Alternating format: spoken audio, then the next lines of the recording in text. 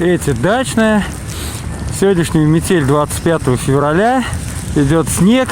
Наверное, это снег последний в этом году. Хочется мне в это верить.